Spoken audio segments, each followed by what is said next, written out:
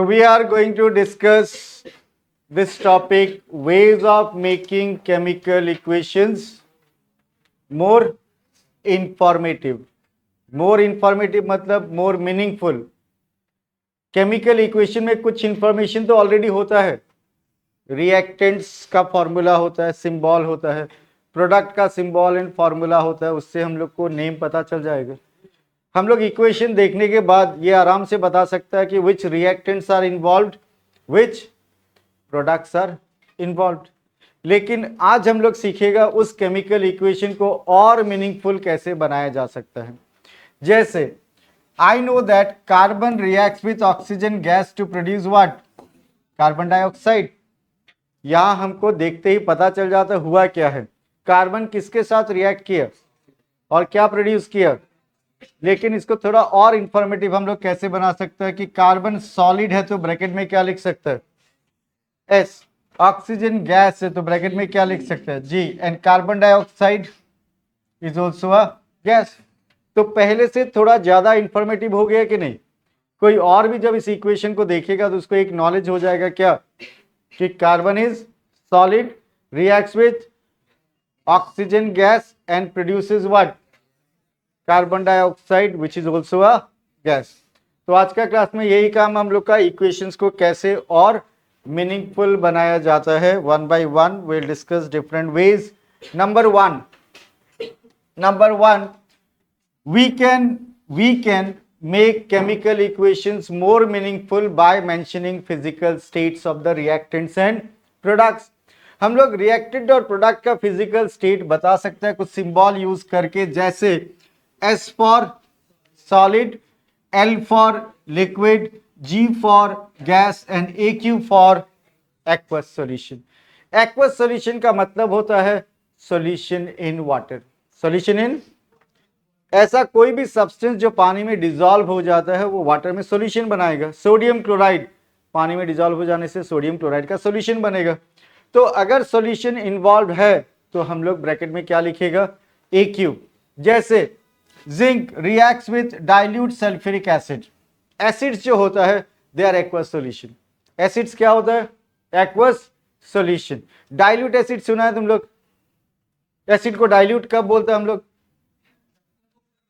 जब एसिड बनाने के लिए ज्यादा पानी यूज किया गया है तब क्या बोलेगा उसको, डाइल्यूट। और कम पानी यूज किया गया तो क्या बोलेगा, कॉन्सेंट्रेटेड। क्या बोलेगा, कौन सा ज्यादा पावरफुल होता है, कॉन्सेंट्रेटेड। तो यहां पे zinc reacts with dilute sulphuric acid to produce what, zinc sulphate and which gas, hydrogen gas. Which gas, hydrogen gas. तो जिंक इज सॉलिड और दैट मेटल है, ये सॉलिड है, ब्रैकेट में क्या लिखेगा, एस। सल्फ्यूरिक एसिड, एसिड का solution तो aqueous solution. Then zinc sulphate का सॉल्यूशन बन रहा है तो ब्रैकेट में क्या लिखेगा, AQ और हाइड्रोजन गैस। सो ब्रैकेट में क्या लिखेगा, जी। So ways of making chemical equations more meaningful में एक तरीका है by mentioning what, physical state.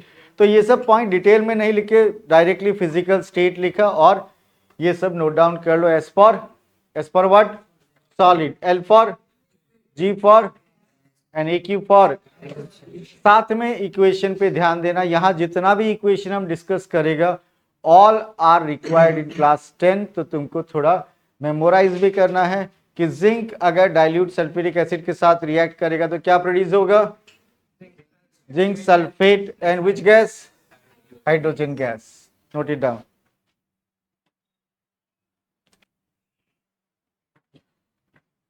Now second step, second way of making chemical equations more meaningful, if the chemical reaction is reversible one। Equation का reaction अगर reversible है, reversible. अब reversible reaction यानी वो रिएक्शन जिसमें क्या होता है, प्रोडक्ट से वापस क्या बनने लग जाता है, reactants under same condition, under.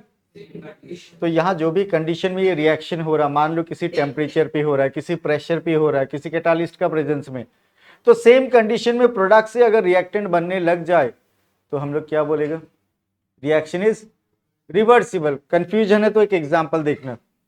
Hydrogen gas reacts with oxygen gas to produce water.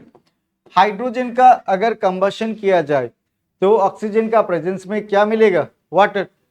लेकिन हमको वाटर से वापस हाइड्रोजन ऑक्सीजन सेम कंडीशन में नहीं मिलेगा। हम वाटर का कंबशन करने से हमको हाइड्रोजन ऑक्सीजन नहीं मिलेगा, ये रिवर्सिबल रिएक्शन नहीं है। अगर हमको वाटर से वापस हाइड्रोजन और ऑक्सीजन चाहिए तो हमको क्या करना होगा, हमको इलेक्ट्रोलाइसिस करना होगा। क्या करना होगा, अगर सेम कंडीशन में मिल रहा है तभी क्या बोलेगा, रिएक्टेंट से प्रोडक्ट और प्रोडक्ट से रिएक्टेंट अगर सेम कंडीशन में मिलेगा तब रिएक्शन को क्या बोलेगा, रिवर्सिबल। लेकिन तुम लोग को टेंशन लेने का जरूरत नहीं है। तुमको एग्जाम में अगर मीनिंगफुल केमिकल इक्वेशन लिखने देगा तो तुमको ये इंफॉर्मेशन स्टेटमेंट में बता देगा कि ऐसा स्टेटमेंट आएगा एग्जाम में कि nitrogen gas reacts with hydrogen gas to produce ammonia gas and it is a reversible reaction, write down chemical equation for this, या write down meaningful chemical equation for this. तो अब तुमको पता चल गया, वहां एक इंफॉर्मेशन दिया हुआ, कौन सा इंफॉर्मेशन, रिवर्सिबल वाला। और रिवर्सिबल के लिए मिडिल में साइन ऑफ इक्वलिटी यूज नहीं करके, एरो यूज नहीं करके, half headed arrow. Half headed arrow मतलब आधा हेड फॉरवर्ड और आधा हेड बैकवर्ड। तो ऐसा सिंबल अगर यूज करेगा हम लोग तो क्या समझाएगा, रिवर्सिबल रिएक्शन। कैसा reaction, so those chemical reactions in which products can recombine to give back reactants under same conditions are called what, reversible reaction। तो पहला वे क्या है, making chemical equations meaningful by mentioning physical state, वहां पे S for L for G for AQ। और second तरीका है हम लोग क्या यूज करेगा रिवर्सिबल रिएक्शन के लिए, half-headed arrows। If I ask you, give one example of reversible reaction. Nitrogen gas reacts with hydrogen gas to produce ammonia gas। लेकिन ये रिएक्शन होने के लिए और भी बहुत कंडीशन चाहिए। अब उतना कंडीशन हम लोग कहाँ मेंशन करेगा, ये नेक्स्ट स्टेप में हम लोग को पता चलेगा। ठीक है,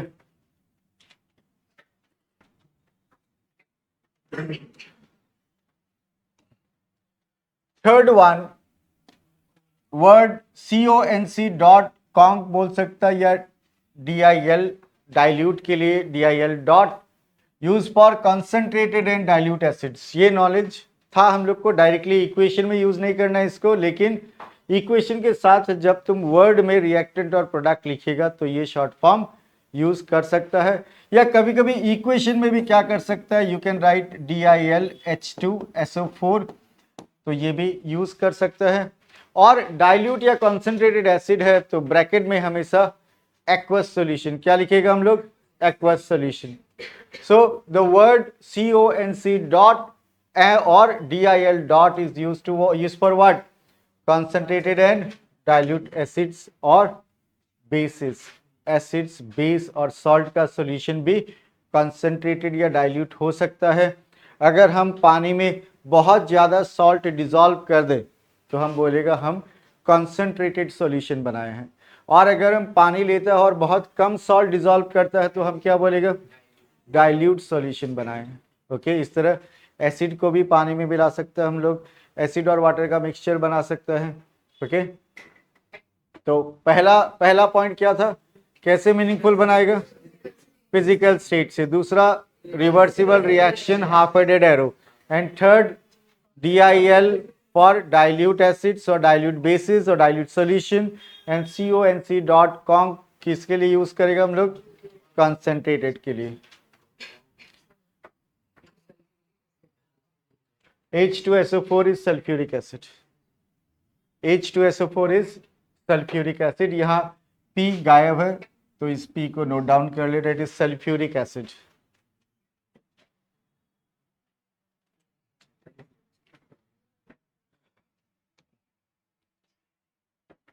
Fourth point, point D, conditions of the reactions are shown by writing over or under the sign of equality or arrow of the equation between the reactants and products। अगर तुमको क्वेश्चन में और इंफॉर्मेशन दे दे, जैसे हम एक statement बोलता है और एग्जाम में बोलेगा तुमको इसका इक्वेशन फ्रेम करना है, मीनिंगफुल इक्वेशन। स्टेटमेंट कुछ ऐसा है, nitrogen gas reacts with hydrogen gas to produce ammonia gas in presence of iron catalyst at a temperature of 400 to 450 degrees centigrade or at a pressure of about 200 atmospheric pressure. This reaction is reversible one and this reaction is also exothermic. कितना बात बोल दिया हम? Simple था कि nitrogen reacts with hydrogen to produce what? Ammonia. अब हम एक ऐसा स्टेटमेंट, क्लास 10 में ऐसा क्वेश्चन आएगा कि तुमको एक पूरा स्टेटमेंट दे देगा और उस स्टेटमेंट से मीनिंगफुल इक्वेशन बनाना होगा. तो मीनिंगफुल मतलब उस स्टेटमेंट में जितना इंफॉर्मेशन है वो सब इंफॉर्मेशन कहाँ दिखना चाहिए? इक्वेशन में दिखना होगा. किस में दिखना होगा? इक्वेशन में. तो यहाँ क्या क्या चीज हम लोग एरो के ऊपर और एरो के नीचे मेंशन कर सकता है? क्या क्या? टेम्परेचर, प्रेशर और जो कैटालिस्ट यूज होगा, और अगर हीट अप्लाई होगा तो इसके लिए अलग से हम लोग नेक्स्ट स्टेप में भी डिस्कस करेगा. हम लोग ये छोटा ट्राइंगल जिसको हम लोग डेल्टा सिंबल बोलेगा. क्या बोलेगा? तो ये सिंबल अगर एरो मार्क के ऊपर या नीचे यूज करता है इसका मतलब होता है heat is applied. What is applied? Heat is applied or heat is supplied or heat is required for the reaction. So the conditions of the reactions are shown by writing over or under the sign of equality or arrow of the equation. कैसा condition का बात हो रहा है? Temperature कितना है अगर information है, प्रेशर कितना अप्लाई हुआ, यहाँ 200 ATM. ATM यहाँ पे शॉर्ट फॉर्म है एटमॉस्फेरिक प्रेशर का. किसका? Atmospheric pressure. So nitrogen gas reacts with hydrogen gas to produce ammonia gas. अब यहाँ एक और इंफॉर्मेशन हम दे देता है जो कि हम बोला था एक्सोथर्मिक रिएक्शन. कैसा रिएक्शन? और रिएक्शन अगर एक्सोथर्मिक होता है प्रोडक्ट में हम लोग प्लस हीट लिख सकता है. क्या लिख सकता है? Plus heat. The name of the catalyst use should be written where. Catalyst का नेम या फिर हम लोग उसके लिए सिंबल या फॉर्मूला भी यूज कर सकते हैं. तो यहां क्या यूज किया है? Fe का सिंबल यूज किया. कोई और कंपाउंड भी हो सकता है उसका फॉर्मूला. कैटालिस्ट क्या करता है एक रिएक्शन में? क्या रिएक्शन में पार्ट लेता है क्या कैटालिस्ट? क्या रिएक्टेंट के साथ रिएक्ट करता है क्या कैटालिस्ट? आंसर है नहीं. Catalyst influences the rate of reaction and it doesn't take part in chemical reaction. तो हम लोग डिफाइन ऐसे कर सकते हैं catalyst is a chemical substance that can increase or decrease the rate of a chemical reaction without being used up itself in the chemical reaction. Catalyst chemical reaction में use होता नहीं है, यानी वो किसी के साथ रिएक्ट नहीं करता है, लेकिन वो रिएक्शन का रेट को, स्पीड को इन्फ्लुएंस कर सकता है. स्पीड बढ़ा भी सकता है और स्पीड कम भी कर सकता है. स्पीड ज्यादा करने वाला कैटालिस्ट को पॉजिटिव कैटालिस्ट बोला जाता है और स्पीड कम करने वाला कैटालिस्ट को नेगेटिव कैटालिस्ट बोला जाता है. तो हम लोग क्या डिस्कस कर रहा? पहला पॉइंट क्या था? मीनिंगफुल बनाने के लिए फिजिकल स्टेट बताना. सेकेंड पॉइंट में रिवर्सिबल रिएक्शन वाला. थर्ड पॉइंट में डाइल्यूट और कंसंट्रेटेड वाला. सबसे इंपॉर्टेंट पॉइंट ये वाला है जहां बहुत कंडीशन एक साथ आ जाएगा. क्या क्या यहाँ पे बात हो रहा है? किस किस का बात हो रहा है? टेम्परेचर का बात हो रहा है और pressure, then heat applied and catalyst. And what? Catalyst. So whenever nitrogen reacts with hydrogen gas, which gas is produced? Ammonia. And for this reaction, which catalyst is used? Iron. Which catalyst is used? Iron is used as catalyst.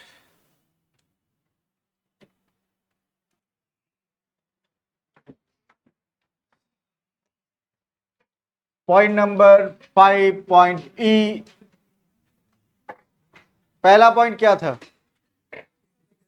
Physical state वाला. Second point reversible reaction. Third point concentrated और dilute solution के बारे में था. Next one conditions. Conditions था temperature, pressure, heat applied, catalyst. और heat applied के बारे में यहाँ अलग से भी इंफॉर्मेशन है. If heat is required for a reaction to take place then we will use this sign. Heat का साइन डेल्टा साइन. कौन सा सिंबल यूज करेगा? और ये एरो के ऊपर या फिर नीचे, इन जनरल ऊपर ही यूज किया जाता है. ये one of the most important chemical reaction भी है. क्लास 10 में लर्न करके रखना होगा. तुम लोग इक्वेशन पे ध्यान देना, पूछेगा हम अब तक केमिकल इक्वेशन जो डिस्कस किया हम लोग, पहला वाला क्या था, Zn with Zn plus sulfuric acid gives what, zinc sulphate and hydrogen gas. और सेकेंड और थर्ड कंडीशन में हम लोग नाइट्रोजन वाला यूज किया, nitrogen gas reacts with hydrogen gas to produce ammonia. और यहाँ पे potassium chlorate on heating in presence of this catalyst MnO2 नाम बता सकता है,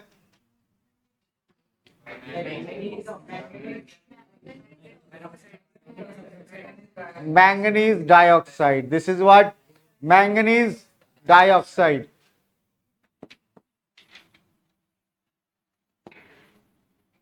Manganese dioxide, and this manganese dioxide is used as catalyst. It is used as catalyst in this reaction. So if I ask you what happens when potassium chlorate is heated, chlorate है ये, chlorate ion जान लो, ClO3 negative is chlorate ion, ClO3 negative अगर sheet में material में नहीं है तो ये नोट डाउन कर लो, काम आएगा। Chlorate ClO3 negative, potassium chlorate KClO3 on heating in presence of which catalyst, manganese dioxide will give what, potassium chloride, and which gas, oxygen gas. तो अब तक हम लोग 5 ऐसा पॉइंट डिस्कस कर चुका है जो केमिकल इक्वेशंस को और मीनिंगफुल बना सकते हैं।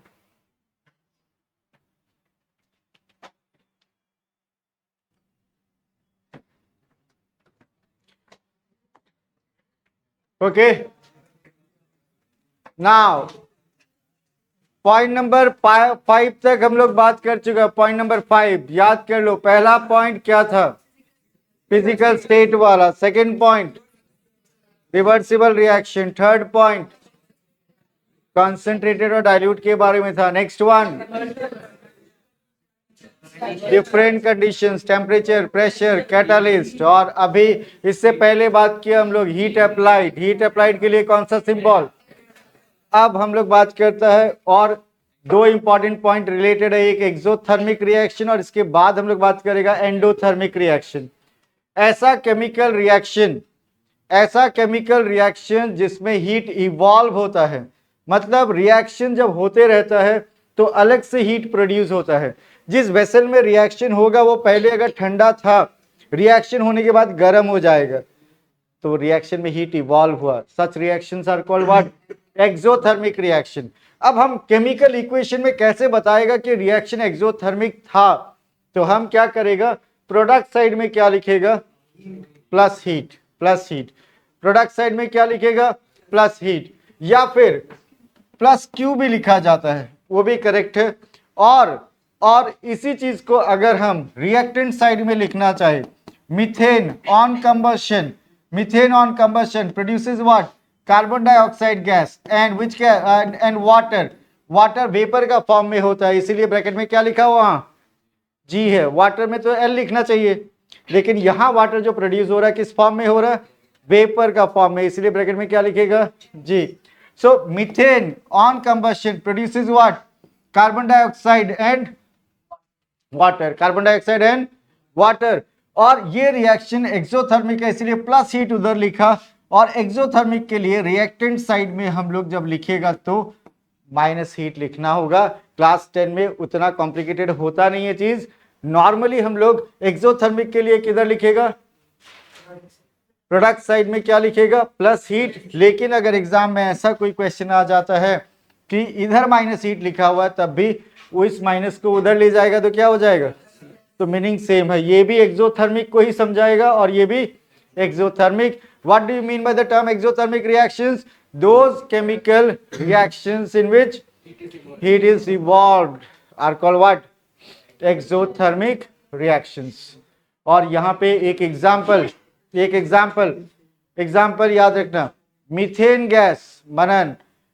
Gas on combustion produces what, carbon dioxide, water, heat and light भी प्रोड्यूस होता है, carbon dioxide, water, heat and light. और एक्सोथर्मिक के लिए प्लस हीट लिखने से हो जाता है। और कभी कभी हो सकता है स्टेटमेंट में तुमको बता देगा कि methane on combustion produces 2200 kilo calorie of heat, मान लो, तो तुम चाहो तो उस हीट का वैल्यू भी यहां मेंशन कर सकता है, अगर क्वेश्चन में मेंशन होगा तो actual value of the heat evolve can also be written. Product में लिखने से प्लस में लिखेगा और रिएक्टेंट में लिखने से माइनस में। कौन सा रिएक्शन के लिए? Exothermic. So what happens when methane gas undergoes combustion? Will get carbon dioxide gas, will get water vapor along with the liberation of energy in the form of heat and light.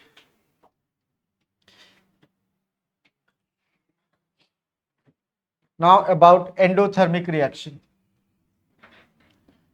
Endothermic reaction where heat is absorbed. Heat is यानी जिस vessel में reaction होगा, reaction होने के बाद बाहर से अगर टच करेगा ना वेसल को, तो कैसा लगेगा? ठंडा लगेगा।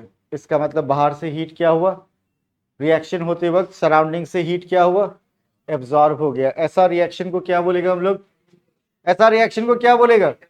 एंडोथर्मिक। और एंडोथर्मिक रिएक्शन को रिप्रेजेंट करने के लिए प्रोडक्ट साइड में क्या लिखेगा?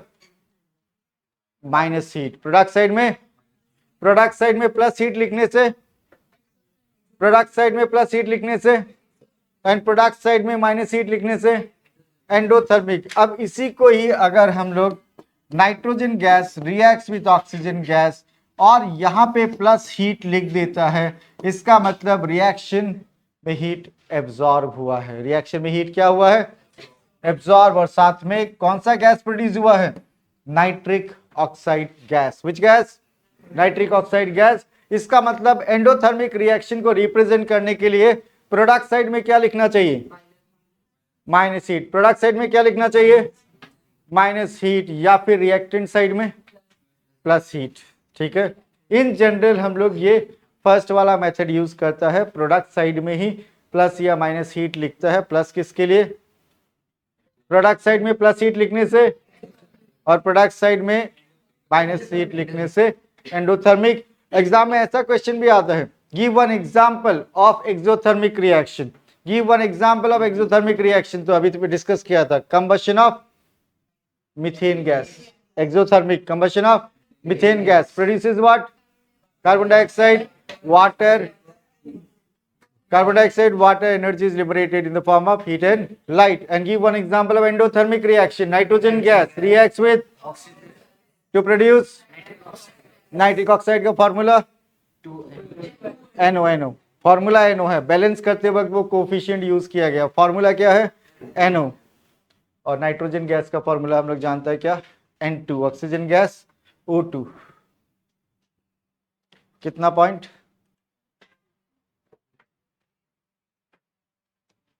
ये कंप्लीट हो गया था क्या? हाँ, नहीं हुआ किसी किसी का? ओके, इस इक्वेशन पे एक चीज पे ध्यान देना, बैलेंसिंग का कोफिशिएंट आई थिंक ये बताया हमको कि रॉन्ग है, तो रॉन्ग ही लग रहा है। चेक कर लेते। इधर एन नाइट्रोजन कितना है? इधर नाइट्रोजन, इधर ऑक्सीजन 6 है, तो 6 तो नहीं होना चाहिए। ऑक्सीजन इधर 2, तो ये 3 नहीं होगा। तो क्या होगा? N2 plus O2 gives what? 2NO। ये करेक्शन कर लेना। N2 plus O2 gives what? 2NO। और ये एंडोथर्मिक होने से प्रोडक्ट में क्या लिखेगा? Minus heat. और हम लोग मीनिंगफुल बनाने के लिए ये सब तो कॉमनली यूज करेगा।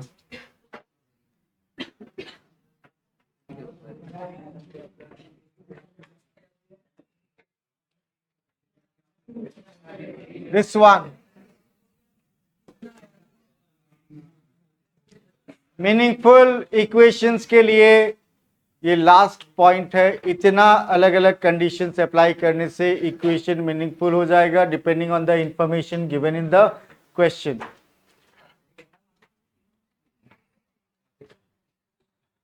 कुछ क्वेश्चन का आंसर क्या दे हम? बच्चा पूछ रहा है कितना मार्क का आएगा।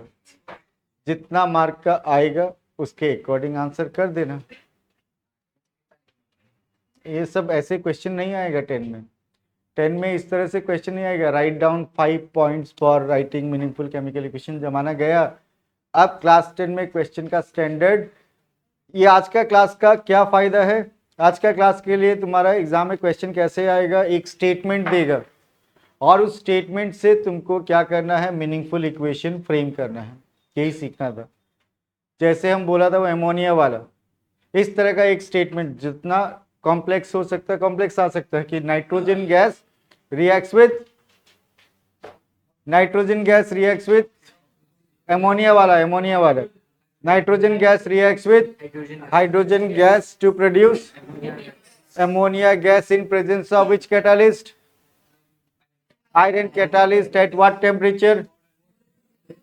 400 to 450 degree centigrade. At what pressure? Is that reaction exothermic? Yes, and that reaction is also reversible. ये सारा इंफॉर्मेशन पॉसिबल है कि नहीं देना इक्वेशन में? रिवर्सिबल भी बता सकते हैं हम लोग, एक्सोथर्मिक भी बता सकता है, गैस है, सॉलिड है, लिक्विड है, वो भी बता सकते हैं। तो इस तरह का क्वेश्चन आएगा, ठीक है। क्वेश्चन अब लंबा क्वेश्चन, 5 पॉइंट लिखो, 5 डिफरेंस लिखो, ये सब नहीं आएगा क्लास 10 में। ये वाला पॉइंट देखना, केमिकल इक्वेशन में अपवर्ड एरो भी यूज कर सकता है हम लोग। क्या यूज कर सकता है? अगर रिएक्शन किसी वेसल में हो रहा है और बबल फॉर्मेशन हो रहा है, गैस बाहर निकल रहा है, तो हम लोग बोलेगा there is evolution of gas. और गैस इवॉल्व होते वक्त हम लोग अपवर्ड एरो, गैस तो जी लिखेगा गैस के लिए, उसके साथ अपवर्ड एरो क्या इंडिकेट करेगा कि there is evolution of gas. और कभी कभी कुछ ऐसा रिएक्शन भी होता है जहां पे एक ऐसा प्रोडक्ट बनेगा जो वेसल में नीचे सेटल हो जाएगा, प्रेसिपिटेट होगा, इनसॉल्युबल प्रोडक्ट होगा।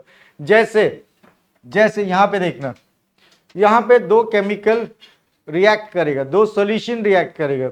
बोर्ड में देखना इंपॉर्टेंट है, one of the most important chemical equation आज का क्लास का क्या है? Aqueous solution of lead two nitrate. Lead nitrate, lead का 2 वैलेंसी है वहां पे, लेड नाइट्रेट का एक्वस सॉल्यूशन एकदम कलरलेस सॉल्यूशन है, ठीक है। और पोटाशियम आयोडाइड का कलर सॉल्यूशन, वो भी कलरलेस है। दोनों सॉल्यूशन को जब मिक्स करता है एक रिएक्शन होता है, और वो रिएक्शन में आयॉन्स एक्सचेंज हो जाता है। लेड के साथ कौन सा आयन है? नाइट्रेट। बोर्ड में देखना, लेड के साथ कौन सा आयन है? पोटाशियम के साथ आयोडाइड। पोटाशियम के साथ दोनों एक्सचेंज हो जाएगा। लेड के साथ नाइट्रेट था तो आयोडाइड आ गया, पोटाशियम के साथ आयोडाइड था तो क्या आ गया? आयन एक्सचेंज हो गया। क्या हो गया? ऐसा रिएक्शन का नेक्स्ट क्लास से हम लोग डिस्कस करेगा। डबल डिस्प्लेसमेंट रिएक्शन बोलता है। क्या बोलता है इसको? It is also called double decomposition reaction. Also called what? हम लोग next class onward types of chemical reaction discuss करना स्टार्ट करेगा। अभी के लिए सिर्फ ये जान लो कि ये एग्जाम्पल है। ये एग्जाम्पल किसके लिए यूज करेगा? एक double displacement reaction. Double displacement reaction, double displacement reaction को एक और क्या टर्म से जाना जाता है? Double decomposition reaction. Also called what? Double decomposition reaction. Double decomposition reaction. और ऐसा रिएक्शन में अगर एक ऐसा प्रोडक्ट फॉर्म होता है जो सॉल्यूशन में soluble नहीं है, insoluble, if the product form is insoluble in solution, then that product is called precipitate। क्या बोला जाता है? precipitate। शॉर्ट में हम लोग इक्वेशन में पीपीटी यूज कर सकता है। और जब भी किसी रिएक्शन में इस तरह का insoluble प्रोडक्ट फॉर्म होता है, such reactions are also called precipitation reaction। are also called what? precipitation reaction। तो ये एक एग्जांपल तुम्हारे क्या काम आएगा एग्जाम में? अगर पूछेगा give one example of precipitation reaction, ये यूज कर सकता है। Give an example of double displacement reaction, ये सेम रिएक्शन यूज कर सकता है। ये रिएक्शन में हुआ क्या? 2 सॉल्यूशन मिक्स हुआ। कौन सा 2 solution? Aqueous solution of lead two nitrate. यहां सेट कर लो, एकदम इंपॉर्टेंट है। aqueous solution of lead to nitrate reacts with aqueous solution of potassium iodide, a yellow precipitate। ये येलो कलर का प्रेसिपिटेट होगा। a yellow precipitate of lead two iodide, सब ये टू के साथ भी याद कर लो, फायदा रहेगा। Aqueous solution of lead two nitrate reacts with aqueous solution of potassium iodide and yellow precipitate of lead to iodide is formed along with solution of potassium nitrate along with solution of। जब ये reaction होता है तो कुछ ऐसा yellow substance बन जाता है और ये येलो सब्सटेंस धीरे धीरे और वेसल में नीचे सेटल हो जाएगा। जिस वेसल में रिएक्शन हो रहा है, येलो सब्सटेंस प्रोड्यूस हो रहा है, वो येलो सब्सटेंस धीरे धीरे नीचे सेटल हो जाएगा। प्रेसिपिटेट के लिए डाउनवर्ड एरो क्यों यूज करता है? फॉर्मेशन ऑफ प्रेसिपिटेशन के लिए डाउनवर्ड एरो क्यों यूज करता है? वो वेसल में नीचे की तरफ सेटल हो जाता है और ऊपर एक क्लियर लिक्विड मिलेगा। ऊपर हम लोग को वो क्लियर लिक्विड मिलेगा। इस पर्टिकुलर रिएक्शन में वो क्लियर लिक्विड कौन सा होगा? पोटाशियम नाइट्रेट का सॉल्यूशन। किसका सॉल्यूशन? तो जो सब्सटेंस नीचे सेटल होता है उसको हम लोग बोलते हैं प्रेसिपिटेट। क्या बोलेगा? प्रेसिपिटेट। और ऊपर जो क्लियर लिक्विड मिलता है इसके लिए भी एक टर्म है, ऊपर यहाँ पे clear liquid, evolution of gas कैसे होगा? ये क्लियर लिक्विड जो मिलता है इसको बोला जाता है, that liquid is called supernatant. That liquid is called what? Supernatant liquid. क्या बोलेगा? सो यहाँ पे क्या हम लोग डिस्कस कर रहे हैं? एक एक्टिविटी और साथ में हम लोग बात कर रहे हैं upward arrow downward arrow use करने के पीछे क्या रीजन है? अपवर्ड एरो क्यों यूज करता है? Evolution of gas. Downward arrow formation of precipitate. तो यहां पर कौन सा सब्सटेंस प्रेसिपिटेट है? Lead two iodide. और इस लेड टू आयोडाइड के साथ में यहां पर हम लोग यूज कर सकता है डाउनवर्ड एरो। क्या यूज कर सकता है? Downward arrow indicates formation of precipitate. Formation of upward arrow indicates evolution of gas. साथ में हम उस पॉइंट के साथ साथ एक एक्टिविटी डिस्कस कर दिए। तुम्हारा बुक का पहला एक्टिविटी जो 1.1 था वो था बर्निंग ऑफ मैग्नीशियम रिबन, और तुम्हारा टेक्स्ट बुक का सेकंड एक्टिविटी ये है, ये प्रेसिपिटेशन रिएक्शन वाला। कौन सा? प्रेसिपिटेशन। और ये डबल डिस्प्लेसमेंट रिएक्शन भी है, ये डबल डिकम्पोजिशन रिएक्शन भी है। और रिएक्शन क्या है? क्या reaction?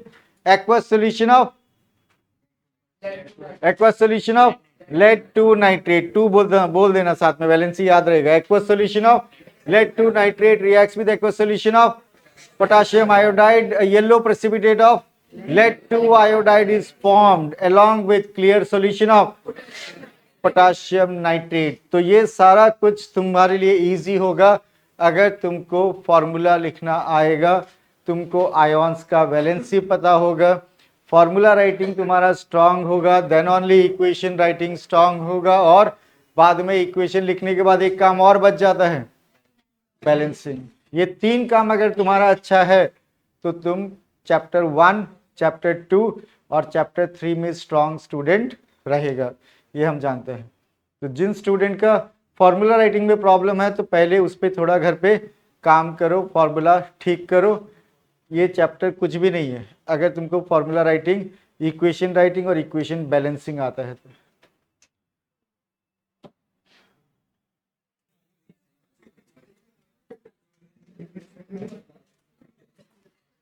Veg of writing meaningful chemical equation का ये लास्ट पॉइंट था, जहां पे अपवर्ड एरो और डाउनवर्ड एरो क्यों यूज किया जाता है बताया था हम। Upward arrow for evolution of gas.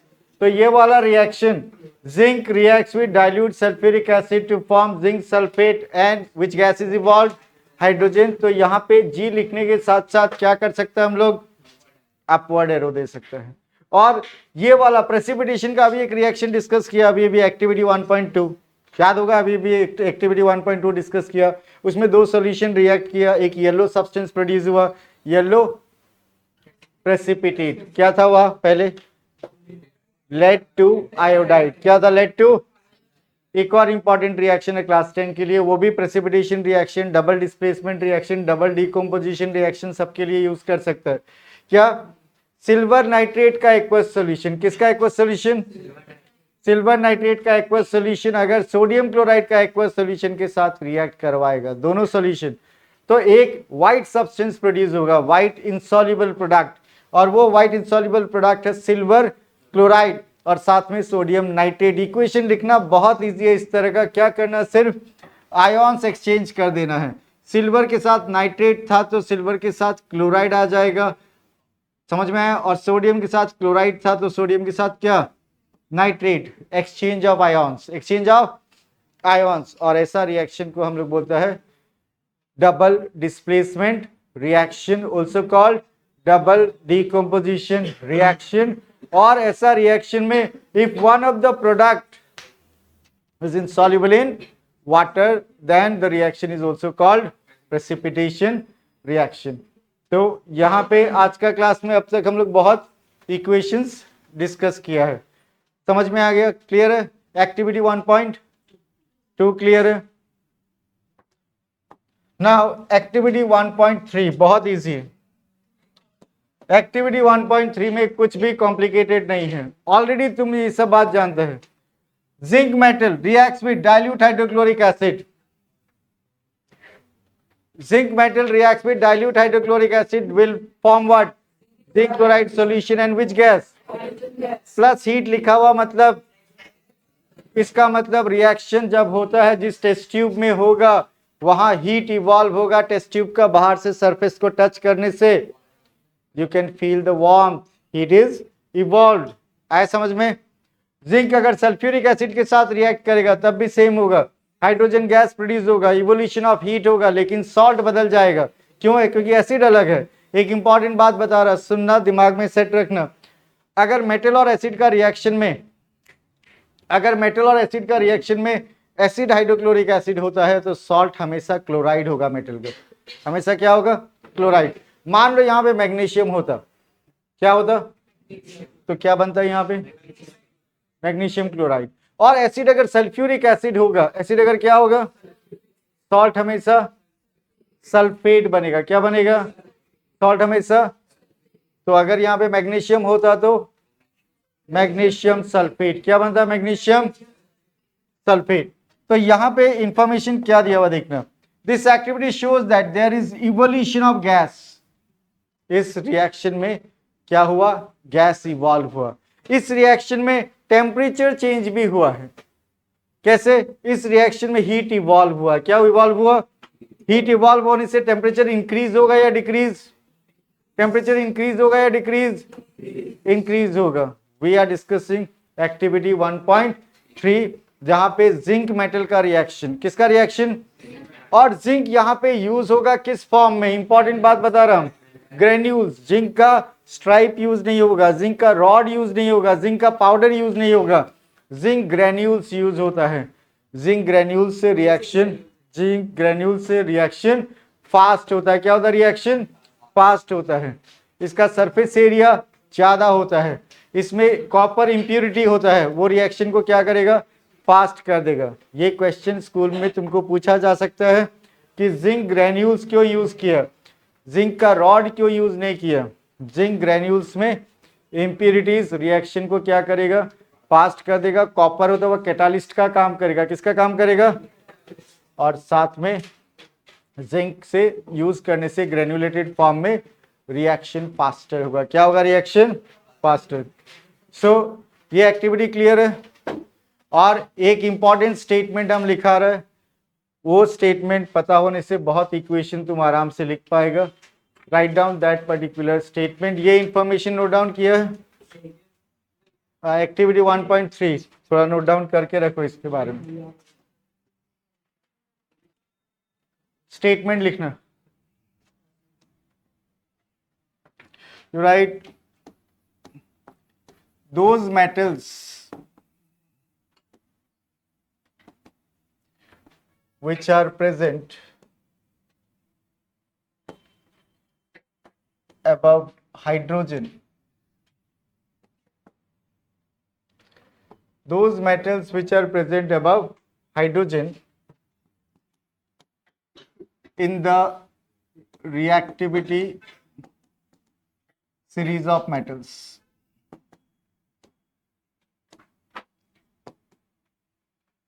Those metals which are present above hydrogen in the reactivity series of metals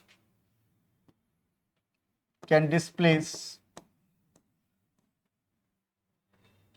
hydrogen from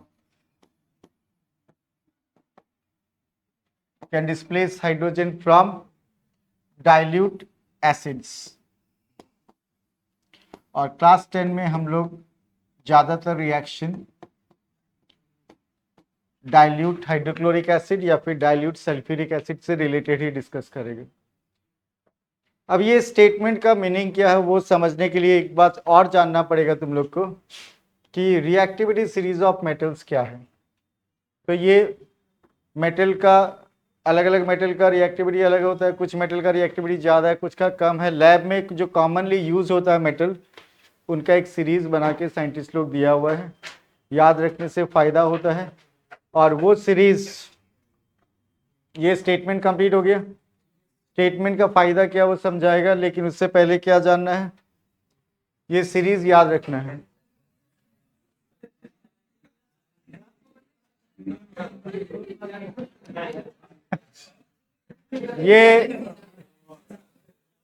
ये सीरीज याद रखना है।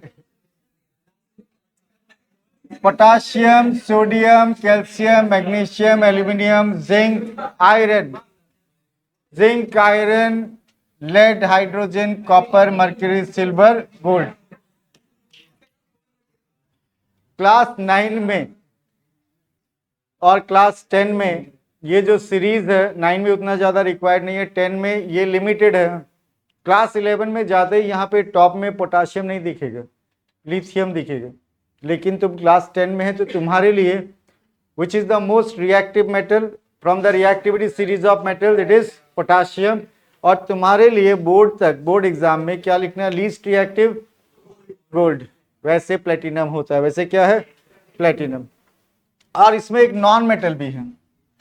कौन सा नॉन मेटल है, ये रिएक्टिविटी सीरीज ऑफ मेटल, लेकिन नॉन मेटल हाइड्रोजन होने का सिग्निफिकेंस इससे पहले जो स्टेटमेंट लिखा था वो काम का है कि those metals which are present above hydrogen in the reactivity series can displace from dilute acid. मतलब ये सब मेटल डाइल्यूट एसिड के साथ रिएक्ट करने से कौन सा गैस प्रोड्यूस कर सकता है, हाइड्रोजन गैस। तो ये लर्न करके भी रखना होगा क्लास 10 स्टूडेंट को। और यहां एग्जाम्पल हम डिस्कस कर रहे हैं, देखते हैं। Zinc with dilute hydrochloric acid,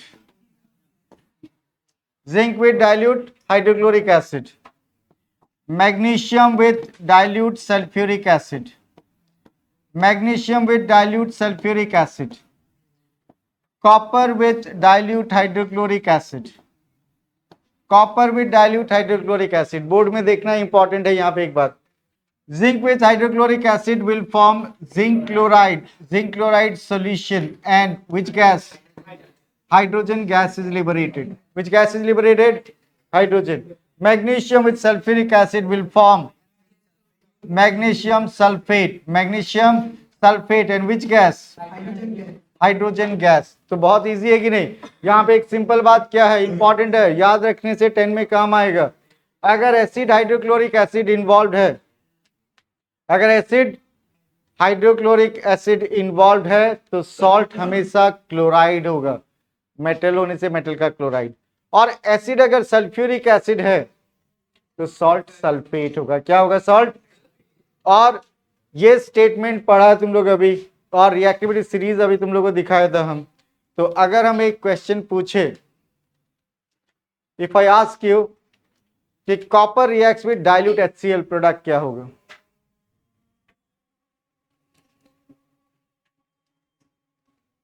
copper reacts with dilute HCl, बहुत इजी है। कंफ्यूजन है, बैठ जाओ तुम। हाँ, तो ये बता रहा है CuCl प्लस H2, बट हम बता रहा है रिएक्शन ही नहीं होगा। बैठ जाओ, ये रिएक्शन नहीं होगा। क्योंकि हम स्टेटमेंट में क्या लिखा है, those metals which are present above hydrogen can do that. और अभी अभी डिस्कस किया था रिएक्टिविटी सीरीज, कॉपर का पोजीशन कहां पे है, below hydrogen, there will be no reaction, there will be what, no reaction, ये रिएक्शन नहीं होगा। तो हम लोग लास्ट क्लास एक एक्टिविटी डिस्कस किया था मैग्नीशियम का बर्निंग, तुम लोग को अगर याद है तो Mg+O2 क्या बना था, इसमें ऑक्सीजन गैस था कि नहीं, और मैग्नीशियम ऑक्साइड सॉलिड, मतलब केमिकल रिएक्शन होने से स्टेट चेंज हो सकता है कि नहीं, केमिकल रिएक्शन से स्टेट चेंज हो सकता है कि नहीं। और आज हम लोग डिस्कस किया कि केमिकल रिएक्शन होने से कलर चेंज भी होता है, केमिकल रिएक्शन से वो क्या होता है, कलर चेंज। और अभी थोड़ा देर पहले डिस्कस किया केमिकल चेंज होने से क्या होता है, evolution of gas, chemical reaction में इवोल्यूशन ऑफ गैस होता है कि नहीं, केमिकल रिएक्शन में इवोल्यूशन ऑफ गैस होता है कि नहीं। फिर हम लोग डिस्कस किया केमिकल रिएक्शन में टेम्परेचर चेंज होता है कि नहीं, sometimes exothermic sometimes endothermic, that means there are 4 important characteristics of chemical reaction. First one, chemical reaction occurs by change in state, chemical reaction occurs by change in color, chemical reactions occur with the evolution of gas, and chemical reaction occurs with the change in temperature, maybe evolution and absorption of heat. ये 4 important characteristics of chemical reaction note down कर लो, ये आज का class का last topic है।